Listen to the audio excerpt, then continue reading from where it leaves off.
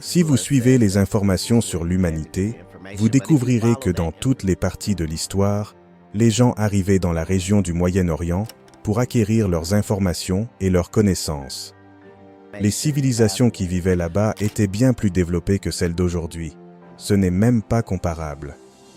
Maintenant, si vous vous mettez à suivre les traces de ces anciennes civilisations, à remonter le chemin des informations qu'elles ont laissées derrière elles, vous serez amené à la rencontre du personnage connu sous le nom de Thoth dans l'Égypte ancienne, et plus précisément à la fameuse tablette d'émeraude.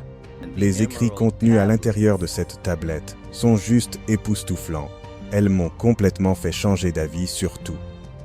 En la lisant, on comprend qu'à l'époque où elle fut écrite, la manière dont les choses y sont expliquées est bien trop précise et tellement plus avancée que nos connaissances d'aujourd'hui. C'est surprenant. Dans cet extrait de l'interview de Cat Williams avec Joe Rogan, celui-ci parle d'un sujet qui a fortement capté mon attention. La tablette d'émeraude. C'est un texte qui a toujours fasciné les historiens. Les personnes à la recherche de la vérité en ont forcément déjà entendu parler.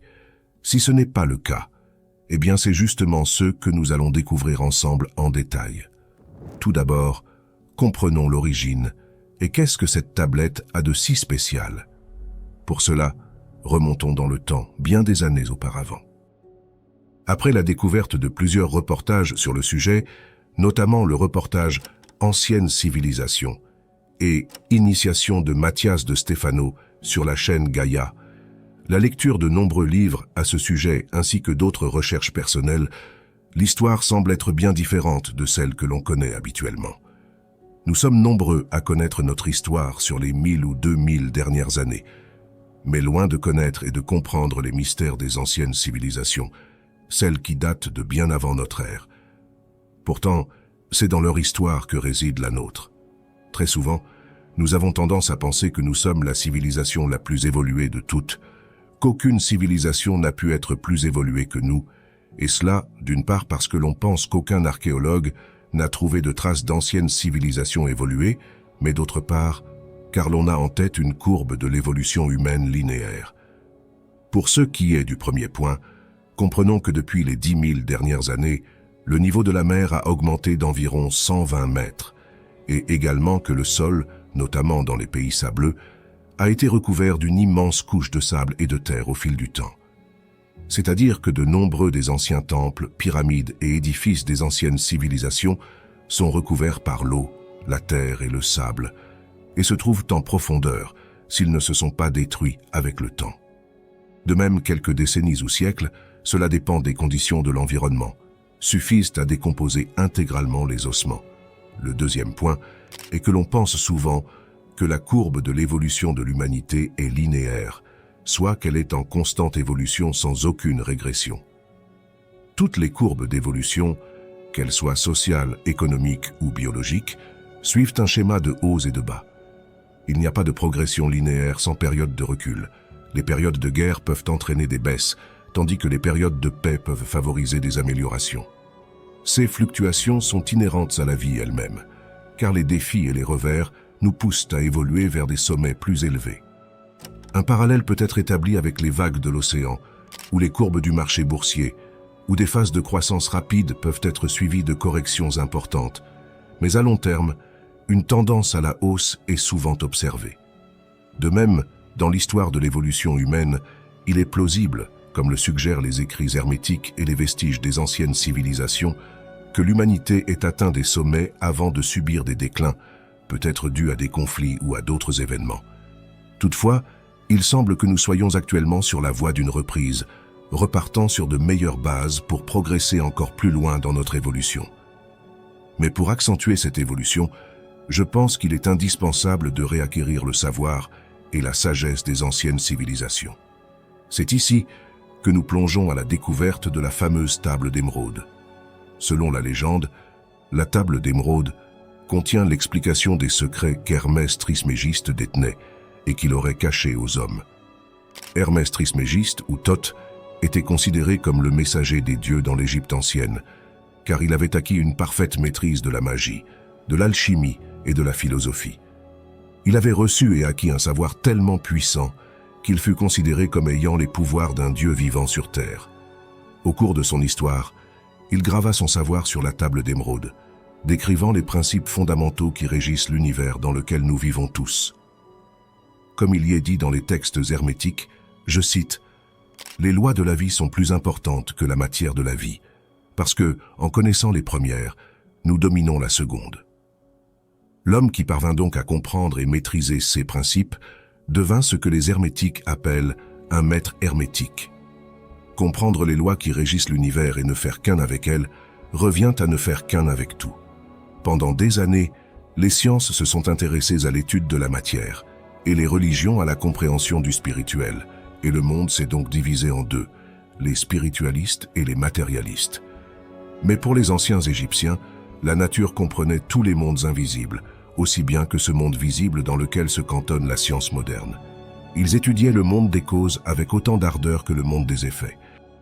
Pour mieux comprendre tout cela, plongeons donc à la découverte et à la lecture de cette fameuse table d'émeraude, et découvrons ensemble les fameux mystères qu'elle nous réserve. Il est vrai, sans mensonge, certain et très véritable. Ce qui est en bas est comme ce qui est en haut, et ce qui est en haut est comme ce qui est en bas, pour faire les miracles d'une seule chose. Et comme toutes les choses ont été et sont venues d'un, par la médiation d'un, ainsi toutes les choses ont été nées de cette chose unique, par adaptation. Le soleil en est le père, la lune est sa mère, le vent l'a porté dans son ventre, la terre est sa nourrice. Le père de tout le télesme de tout le monde est ici, sa force ou puissance est entière, si elle est convertie en terre. Tu sépareras la terre du feu, le subtil de l'épais doucement, avec grande industrie. Il monte de la terre au ciel, et de Réchef il descend en terre, et il reçoit la force des choses supérieures et inférieures. Tu auras par ce moyen la gloire de tout le monde, et pour cela, toute obscurité s'enfuira de toi. C'est la force forte de toute force, car elle vaincra toute chose subtile et pénétrera toute chose solide. Ainsi le monde a été créé. De ceci seront et sortiront d'admirables adaptations, desquelles le moyen en est ici. C'est pourquoi j'ai été appelé Hermès Trismégiste, ayant les trois parties de la philosophie de tout le monde. Ce que j'ai dit de l'opération du soleil est accompli et parachevé.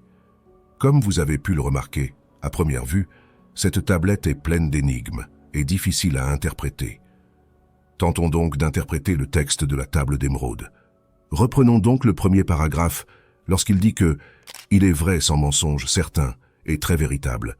Ce qui est en bas est comme ce qui est en haut, et ce qui est en haut est comme ce qui est en bas, pour faire les miracles d'une seule chose.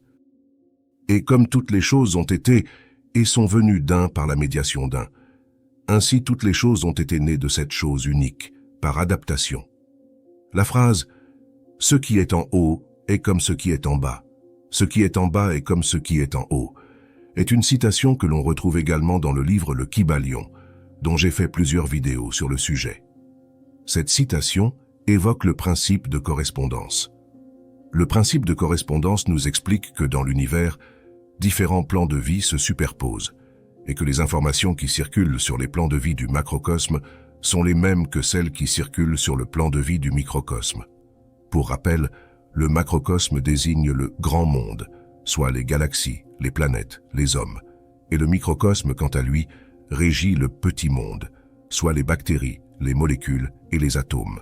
Chaque niveau d'existence, qu'il s'agisse d'un monde microscopique ou macroscopique, semble être conçu de manière proportionnelle, offrant un équilibre parfait où chaque élément coexiste harmonieusement et s'influence mutuellement.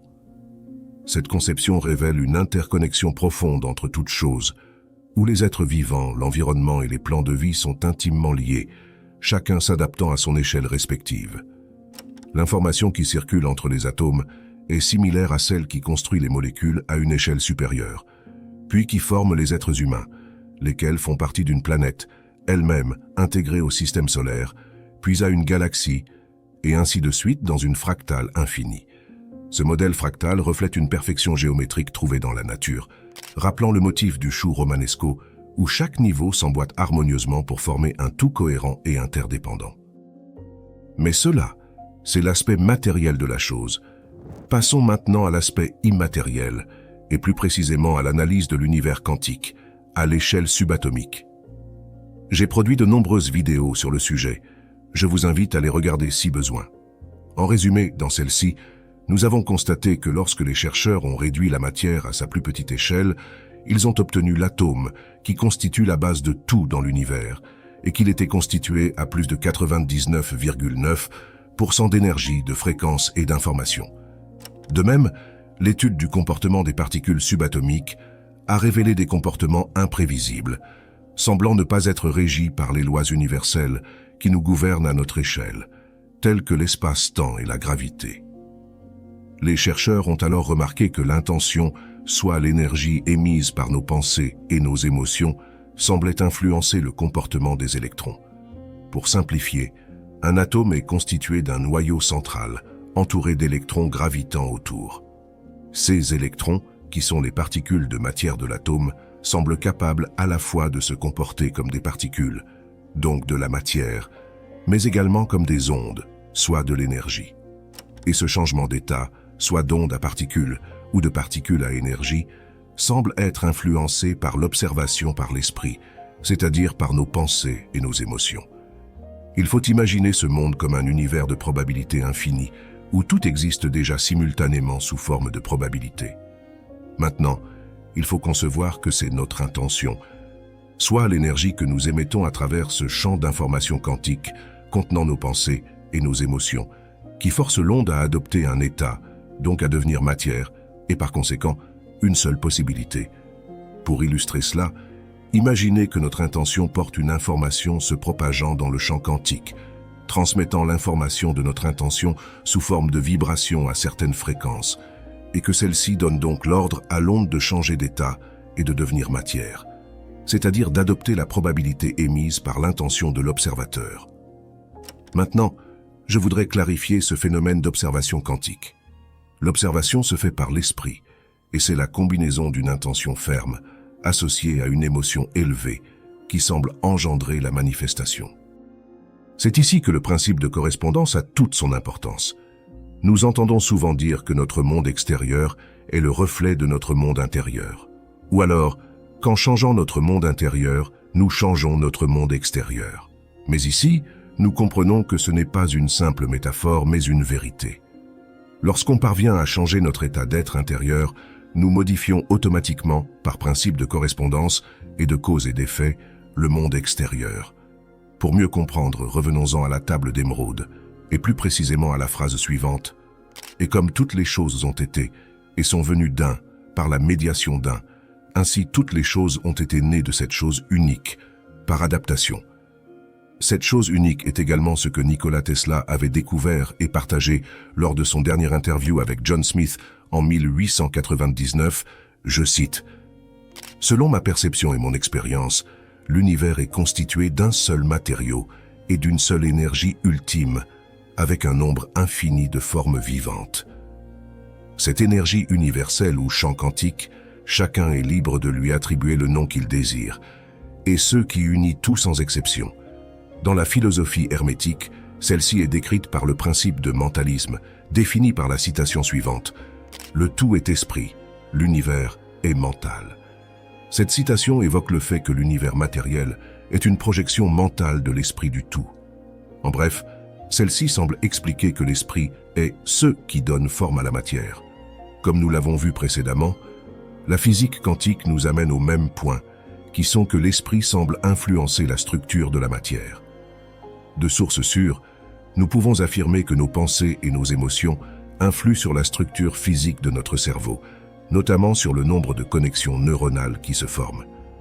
Par ailleurs, le neuroscientifique Joe Dispenza, dans ses ouvrages « Le placebo, c'est vous » et « Devenir superconscient », a démontré qu'une intention claire associée à une émotion supérieure pouvait altérer notre biologie interne, modifiant l'expression de nos gènes et les informations transmises à nos cellules, ce qui peut conduire à la guérison, simplement par la pensée. Mais ce qui est encore plus remarquable, c'est que l'association de nos pensées avec nos émotions est capable d'influencer non seulement toute la biologie de notre corps, mais aussi le champ bioénergétique qu'il émet autour de lui. En effet, l'activité bioénergétique de nos cellules corporelles, constituant ce champ d'information, se propage tout autour de notre corps dans l'environnement, ce qui est mesurable grâce à des appareils tels que l'électroencéphalogramme. Ainsi, changer d'état d'esprit revient à modifier toutes les informations transmises à notre corps à une échelle inférieure, modifiant ainsi toute l'énergie, les informations et les niveaux de fréquence qui circulent au niveau subatomique à l'intérieur de notre corps. Et en vertu du principe de correspondance, qui affirme que ce qui est en haut est comme ce qui est en bas, ce qui est en bas est comme ce qui est en haut, il en résulte qu'en changeant notre monde intérieur, nous changeons par conséquent notre monde extérieur. Mais pour comprendre cela, il est indispensable de comprendre le principe de vibration, expliquant que rien ne repose, tout remue, tout vibre. Dans l'univers, rien n'est à l'état de repos. Comme nous l'avons vu en étudiant la matière à un niveau subatomique de l'infiniment petit, la matière semble n'être qu'une forme de fréquence ralentie. Pour mieux comprendre, regardons ensemble l'image suivante. Sur celle-ci, nous observons à gauche ce qui se rapproche du monde matériel et à droite ce qui se rapproche du monde immatériel. Nous voyons que le monde immatériel, soit le champ quantique d'énergie et de probabilités infinies, correspond à une fréquence élevée, soit à une longueur d'onde très faible. Ensuite, plus la fréquence ralentit, plus la longueur d'onde augmente, et plus le nombre de possibilités se réduit jusqu'à former la matière, qui résulte à une fréquence si lente et à une longueur d'onde si élevée qu'elle nous paraît statique. En soi, plus la fréquence est rapide, plus les possibilités sont infinies, et plus la chose devient immatérielle, soit de l'énergie. Et à l'inverse, plus la fréquence est lente, plus les possibilités se réduisent, et plus la chose devient matérielle, soit de la matière. Nous comprenons donc que ce lien invisible qui permet la communication entre le monde matériel et immatériel et qui crée un changement d'état, c'est l'onde, soit la vibration. En réalité, ce ne sont donc pas deux mondes séparés, mais deux mondes complémentaires, régis par le principe de correspondance. Un des principes expliquant cela est le principe de polarité, expliquant que tout est double et qu'il y a toujours deux extrêmes. Et justement, le monde spirituel et le monde matériel ne sont que les deux pôles opposés de la réalité, les deux extrêmes. C'est donc l'union et la compréhension des deux qui permettent de créer la réalité. Comme nous l'avons vu précédemment, la communication entre ces deux mondes est faite par la vibration, régie par le principe de cause et d'effet, expliquant que tout dans l'univers crée une onde et que cette onde fait tout bouger. En changeant notre état d'esprit, nous modifions donc l'état vibratoire, soit le niveau de vibration auquel résonne tout notre être. Et comme l'expliquent les textes hermétiques, je cite, « Pour changer votre état d'esprit ou vos états mentaux, modifiez votre vibration. » Tout individu peut changer ses vibrations mentales par un effort de volonté en fixant son attention sur l'état désirable. La volonté dirige l'attention et l'attention modifie la vibration. Fin de citation. C'est la raison pour laquelle le livre Le Kybalion se clôture par l'axiome suivant. La vraie transmutation hermétique est un art mental. Les hermétiques enseignent que le pouvoir mental est essentiel pour influencer son entourage, la matière et la réalité en général. Selon eux, étant donné que l'univers est entièrement mental, il ne peut être dirigé que par la mentalité. Cette conception implique que la transmutation mentale a le pouvoir de modifier les conditions et les phénomènes de l'univers. Ainsi, si l'univers est de nature mentale, l'esprit est la force prédominante qui agit sur ces phénomènes. Comprendre cette vérité révélerait la nature des événements souvent qualifiés de miracles. Tout est possible à celui qui croit. Lorsqu'un changement intérieur véritable a lieu, alors c'est toute la réalité qui se remodèle en fonction de la vibration à laquelle résonne ce nouvel état d'être. Si vous voulez savoir comment reprogrammer votre esprit pour réussir, je vous ai préparé un e-book gratuit dans lequel je vous partage les 5 clés de la réussite. Le lien est dans la description. N'oubliez pas de vous abonner à la chaîne et de mettre un pouce bleu. Je vous remercie et je vous dis à tout de suite dans une prochaine vidéo.